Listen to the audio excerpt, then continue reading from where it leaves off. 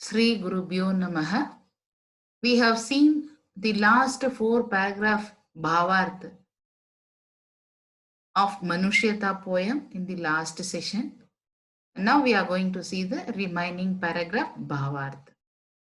हमने जो 4 पैराग्राफ का भावार्थ देखा, आज हम देखने वाले हैं बाकी सब पैराग्राफ का भावार्थ। यानी पहले पैराग्राफ में कैसे रहना चाहिए, मृत्यु से डरना नहीं चाहिए, प्रेरणा देता है कवि। और दूसरे पैराग्राफ में कैसे उदार व्यक्ति बनना है, और तीसरे पैराग्राफ में दानशील होना चाहिए, सर्वस्व त्याग करना चाहिए, न्योछावर करने के लिए प्रेरणा देता है कवि।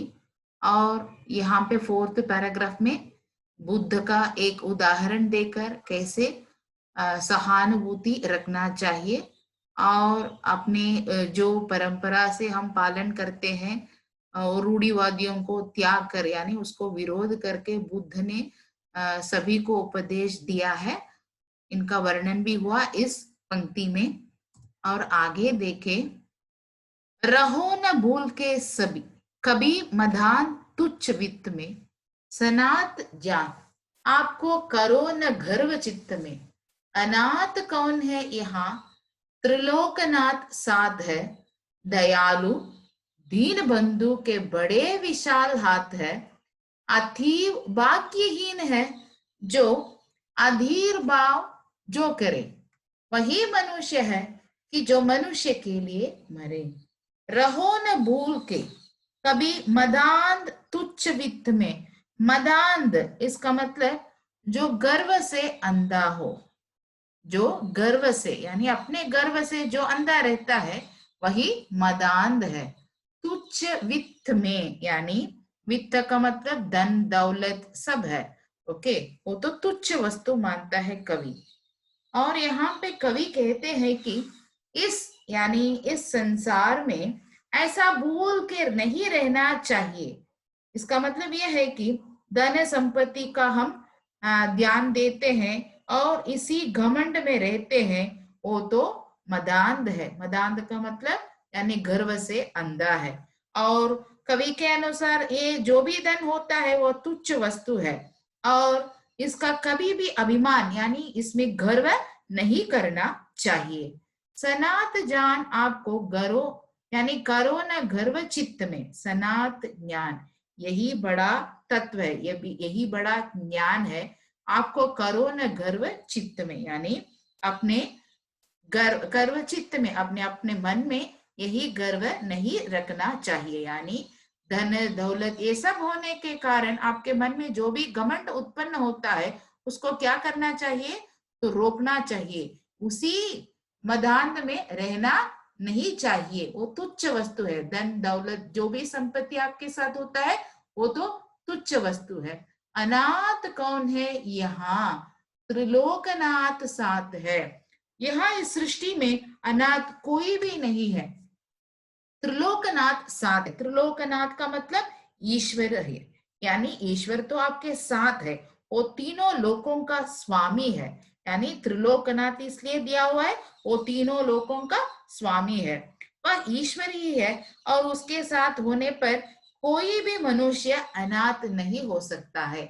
ईश्वर सब यानी ईश्वर तो हमारे पास ही रहते हैं, और इसलिए यहाँ पे कोई अनाथ नहीं है।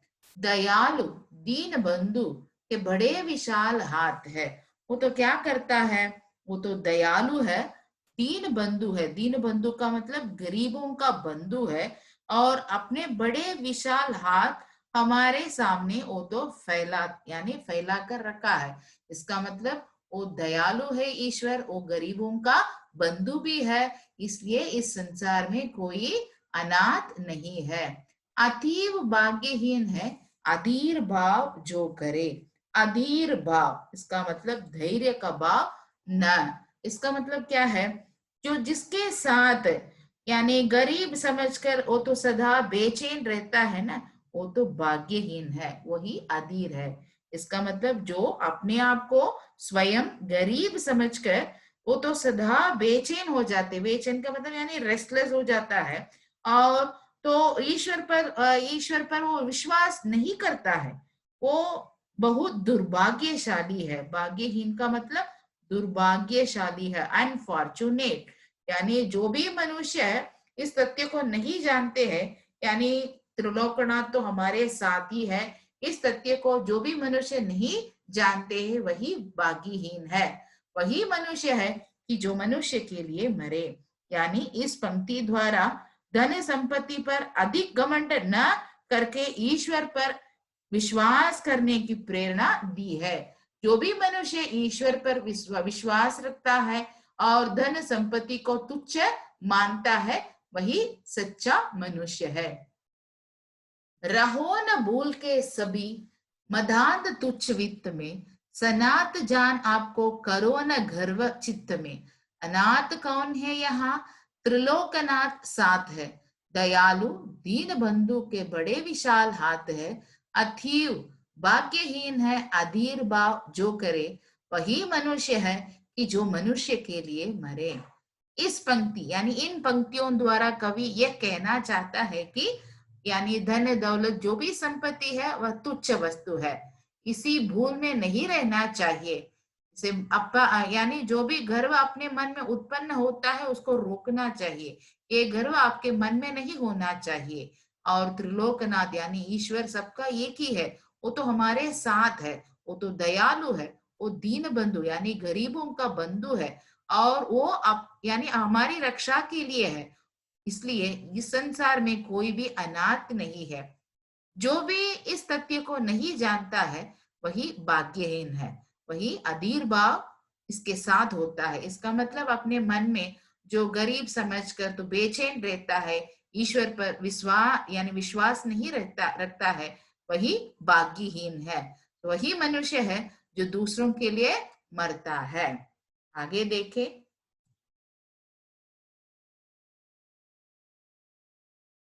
अनंत अंतरिक्ष में अनंत देव खड़े, समक्ष ही स्वबाहु जो बढ़ा रहे बड़े बड़े। परस्पर आवलंब से उठो तथा बढ़ो सभी, अभी अमर्त्य अंक में अपंक हो चढ़ो सभी। रहो न यो की एक से न काम और कासरे, वही मनुष्य है कि जो मनुष्य के लिए मरे। यहाँ पे अनंत अंतरिक्ष में अनंत देव खड़े हैं, यानी इस संसार में अनेक देवताएं हैं। अनंत अंतरिक्ष, अनंत का मतलब असीम यानी एंडलेस, अंतरिक्ष का मतलब इस आकाश में अनंत, वही इसका पर्यायवाची है अनेक। यहाँ पे देवताएं खड़े हैं। समक्ष ही स्वबाहु, समक्ष का मतलब आपके सामने ही, स्वबाहु इसका मतलब अपने भुजाओं को बढ़ाकर फैलाकर यहाँ पे है। यानी अनंत अंतरिक्ष में अनंत आकाश में अनेक देवताएं खड़े हैं, अपने यानी अपने भुजाओं को आपके सामने बढ़ाकर यानी फैलाकर यहाँ पे खड़े हुए हैं। परस्पर आवलंब इसका मतलब क्या है? यानी एक दूसरे का सहारा, यानी दूसरों का सहारा आवश्यक है। एक दूसरे के सहारे से उठो तथा बढ़ो सभी, आगे बढ़ने के लिए यानी आगे बढ़ने के लिए प्रेरणा देता है कवि। परस्पर अवलंब से यानी एक दूसरे का सहारा करके आप अपने आप को बढ़ना चाहिए और दूसरों को बढ़ाना भी चाहिए, आगे बढ़ने के लिए यहाँ पे प्रेरणा देता है। अभी अमर्त्य अंक में अपंक हो चढ़ो सभी, अभी अमर्त्य अंक, अमर्त्य अंक इसका मतलब देवता की गोद, यानी देवता की गोद में अपंक, अपंक मतलब कलंक, बिना कलंक से, कलंक रहित, दोष रहित क्या करना चाहिए? तो निर्मल स्वभाव से चढ़ो सभी, आगे बढ़ने के लिए प्रेरणा देते हैं। यानी स्वर्ग में प्रस्थान, एक स्थान प्राप्त करने के लिए तो कैसा होना चाहिए? अपंक यानी निर्मल होना आवश्यक है। सो अमर्त्य अंक देवता की गोद में निष्कलंक निष्पाप से तो चढ़ना चाहिए। रहो न यो कि एक से न काम, दूसरों के लिए काम आना आवश्यक है। तो ऐसा होना बहुत आवश्यक है। दूसरों के लिए जो भी ना करता है ऐसा नहीं रहना चाहिए। यहाँ पे कवि कहते हैं कि ऐसा ना बनना चाहिए कि यानी जो भी दूसरों के लिए काम नहीं आता है। देवलोक में स्थान प्राप्त करने का अधिकारी आप बनना चाहते हैं तो आप कैसा रहना चाहिए? अपंक, इसका मतलब कलंक रहित, दोष रहित, यानी निर्मल स्वभाव से रहना बहुत आवश्यक है। और वही मनुष्य है कि जो मनुष्य के लिए मरे, यानी आत्म बलिदान करके, यानी अपने आप को बलिदान करके, न्योछावर करके, सब कुछ त्याग करके दूसरों की हित चाहता है, वही मनुष्य है, वही सच्चा मनुष्य है। अनंत अंतरिक्ष में अनंत देव खड़े, समक्ष ही स्वबाहु जो बढ़ा रहे बड़े बड़े, परस्पर आवलंब से उठो तथा बढ़ो सभी, अभी अमर्त्य अंक में अपंक हो चढ़ो सभी, रहो न यो की एक से न काम और कासरे, वही मनुष्य है कि जो मनुष्य के लिए मरे। यानी इस असीम आकाश में अनेक देवताएं खड़े हैं और आपके सामने अपनी भुजाओं फैलाकर यहाँ पे खड़े हुए हैं, और एक दूसरे का सहाय के साथ आप आगे बढ़ना चाहिए और देवता की गोद में यानी स्वर्ग में स्थान प्राप्त करने के अधिकारी बनना चाहिए। कैसा? आप इसके लिए अपंक होना आवश्यक है, यानी पाप रहित होना आवश्यक है, और दूसरों के काम न आने के स्वभाव तो नहीं रखना चाहिए। वही मनुष्य है कि दूसरों के लिए जो मरता है जीता है। आगे बढ़े। मनुष्य मात्र बंधु है, यही बड़ा विवेक है। पुराण पुरुष स्वयंभू पिता प्रसिद्ध एक है। फलानुसार कर्म के अवश्य बाह्य भेद है, परंतु अंतरैक्य में प्रमाणभूत वेद है। अनर्थ है कि बंधु ही ना बंधु की व्यथा हरे, वही मनुष्य है कि जो मनुष्य के लिए मरे। इसका अर्थ यह है कि मनुष्य मात्र बंधु है। मनुष्य तो भाईचारे का भाव रखना आवश्यक है, यानी ये तो बाई बाई है। यही बड़ा विवेक है। विवेक का मतलब ज्ञान है। इस तथ्य को जो भी जानता है वही विवेकी है। पुराण पुरुष स्वयंभू, पुराण पुरुष का मतलब क्या है? यानी पुराणों में जैसे महापुरुष होते हैं, स्वयंभू है। स्वयंभू है इसका मतलब पिता है। स्वयंभू पिता का मतलब परम पिता प्रसिद्ध है, यानी ईश्वर सबका एक है। इस तथ्य को हम जानना बहुत आवश्यक है। यहाँ पे तो कवि कहते हैं कि मनुष्य मात्र बंधु है। इसका मतलब यह है कि भाईचारे का भाव यानी रखने के लिए वो तो संदेश देते हैं। यहाँ पे तो सभी जानते हैं कि पिता यानी ईश्वर तो सबका एक ही है और हम तो उसकी संतान है, और फलानुसार कर्म के अवश्य बाह्य भेद है। आप फलानुसार कर्म यानी आपके कर्म के आधार ही आपके कर्म का फल तो आपके लिए अवश्य मिलेगा, उसके अनुसार ही बाहरी भेद तो होता है। बाह्य, बाह्य का मतलब तो बाहरी भेद जो भी होता है आपके कर्म के फल ही है, परंतु अंतरैक्य में जो बाहरी भेद दिखाई देता है ये आपके कर्म के अनुसार ही है, परंतु अंतरैक्य में इसका मतलब आत्मा में एकता का भाव तो हमारे पास है। इसका साक्षी, प्रमाणभूत का मतलब साक्षी है, इसका साक्षी वेद है। वेदों में लिखा हुआ है कि अपने परम यानी अपने आत्मा में एकता का भाव तो है, इसका साक्षी वेद ही है। अनर्थ है कि बंधु ही न बंधु की व्यथा हरे। तो कवि तो यहाँ पे दुख की बात तो प्रकट करते हुए कहते हैं कि सभी मनुष्य तो भाई बंधु होते हुए भी, तो भाई सभी के साथ भाईचारे का भाव तो होता है, फिर भी वो तो क्या करता है, एक दूसरे का दुख दूर करने के लिए वो तो कोशिश नहीं करता है। तो वास्तव में यानी भाई ही बंधु ही बंधु की व्यथा हरे। व्यथा का मतलब दुख यानी पीड़ा। अनर्थ है, अनर्थ का मतलब वेस्ट, अर्थ नहीं है इसमें।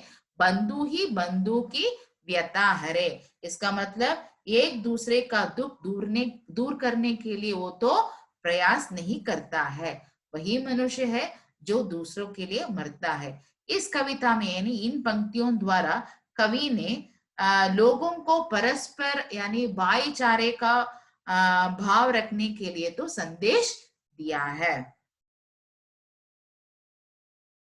चलो अभीष्ट मार्ग में सहर्ष खेलते हुए, विपत्ति विघ्न जो पड़े उन्हें ढकेलते हुए, गठे न हेल मेल हाँ भड़े न भिन्नता कभी, अथर्क एक पंथ के सतर्क पंथ हो सभी, तभी समर्थ भाव है यथार्थता हुआ धरे, वही मनुष्य है कि जो मनुष्य के लिए मरे। चलो अभीष्ट मार्ग, अभीष्ट का मतलब इच्छित मार्ग यानी लक्ष्य मार्ग, लक्षित का मार्ग, यानी हर एक मनुष्य का अपना अपना लक्ष्य तो होता है। इन पंक्तियों द्वारा कवि ने सभी लोगों को एक होकर चलने के लिए प्रेरणा देता है, यानी वसुधैव कुटुंबकम का भाव रखने के लिए तो कहता है। तो यहाँ पे कवि अपने इच्छित मार्ग पर सहर्ष, सहर्ष का मतलब खुशी से, प्रसन्नता पूर्वक आगे बढ़ने के लिए कहते हैं। रास्ते में आने वाले यानी विपत्ति विघ्न, जो भी मुसीबत रास्ते में आता है उनको क्या करना है, तो सब मिलकर दूर करें, यानी ढकेलते हुए उसको ढकेल कर आगे बढ़ना चाहिए। और गटे न हेल मेल, हेल मेल का मतलब मिलजुल कर रहने का भाव, बढ़े न भिन्नता कभी, एक होकर चलते हुए और मेल जोल में कभी नहीं आनी चाहिए, यानी इसमें कमी नहीं आनी चाहिए। गठे न हेल मेल, बढ़े न भिन्नता, भिन्नता को बढ़ाना नहीं चाहिए और मिलजुल कर भी रहना चाहिए। अथर्क एक पंथ के सतर्क पंथ हो सभी, यानी इसमें यानी कवि तो इसका ओपिनियन क्या है, दूसरों का कल्याण के लिए तो कुछ करना चाहिए। यहाँ पे अपर्क यानी अथर्क एक पंथ के सतर्क पंथ हो सभी, इसका तात्पर्य यह है कि यानी सावधानी पूर्वक उस मार्ग पर आगे चले, उस मार्ग, इसका मतलब ये कि अभीष्ट मार्ग, इच्छित मार्ग पर तो क्या करना है, सावधानी से तो पार करना आवश्यक है। जिस मार्ग पर मानवता का कल्याण हो, यानी मानवता इसका मतलब है ह्यूमैनिटी, जो दूसरों के लिए काम आता है, जो दूसरों की भलाई चाहता है, उसमें तो मानवता का भाव होता है। सो मानवता की कल्याण के लिए तो क्या करना है, आगे बढ़ना चाहिए उसी मार्ग पर सावधानी से, तभी समर्थ भाव है यथार्थता हुआ धरे, यानी ये समर्थ भाव इसका मतलब शक्तिशाली का भाव, थारता हुआ धरे यानी उसको पार करना, कष्ट को दूर करना चाहिए, यानी थारता हुआ धरे इसका अर्थ है कि मनुष्य तो दूसरों का कल्याण करते हुए तो उसका अपना उद्धार करना चाहिए। यहाँ पे कवि कहते हैं कि दूसरों का कल्याण करता है जो भी मनुष्य, और उसका कल्याण अपने आप ही हो जाता है। जो दूसरों की भलाई चाहता है, खुद की कल्याण तो अपने आप हो जाता है। और वास्तव में सच्चा मनुष्य वही है जो दूसरों की भलाई के लिए अपने प्राणों को भी न्योछावर करने के लिए तैयार रहता है। चलो अभीष्ट मार्ग में, यानी हर एक मनुष्य का अपना अपना इच्छा होता है और लक्ष्य भी होता है, इसी मार्ग पर सहर्ष खेलते हुए यानी प्रसन्नता पूर्वक आगे बढ़ना चाहिए। जो भी विपत्ति विघ्न मुसीबत जो रास्ते में आता है उसको ढकेल कर जाना, आगे बढ़ना है, और हेल मेल मिलजुल कर रखने में कमी न आना चाहिए। और अतर्क एक पंथ के सतर्क पंथ हो सभी, यानी सभी एक साथ कर मिलजुल कर दूसरों के कल्याणी के लिए, कल्याण के लिए यानी भलाई के लिए तो काम करना बहुत आवश्यक है। वही मनुष्य है जो दूसरों के लिए सब कुछ त्याग कर देता है, अपना प्राण न्योछावर कर देता है। सो यहाँ पे कवि कहते हैं कि मनुष्यता का भाव रखना आवश्यक है, मिलजुल कर रहने का भाव आवश्यक है, और यानी जो भी आपके पास धन दौलत है उसको तुच्छ मानना चाहिए। और यहाँ पे कई महापुरुषों का उदाहरण देकर, यानी जैसे दधीची, कर्ण और उशीन, रंतिदेव, सभी का उदाहरण देकर कवि सब कुछ त्याग करने का भाव यहाँ पे प्रकट किया है। धन्यवाद बच्चों।